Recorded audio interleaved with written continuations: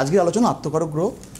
যে কোনো রাশিতে একটি গ্রহের যে সর্বোচ্চ স্ফুট যেই অংশে থাকে সেটি হচ্ছে তার আত্মকারক গ্রহ। অর্থাৎ আমরা জানি একটি রাশি মানে হচ্ছে 30 ডিগ্রি, 12টি রাশি মানে হচ্ছে 360 ডিগ্রি।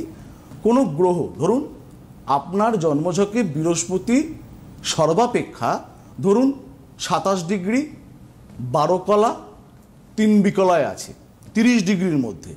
এই বৃহস্পতির বেশি যে কলাটা অংশটা পেল, এর বেশি আর অধিক কেউ নেই। একেই বলা হচ্ছে আত্মকারক গ্রহ।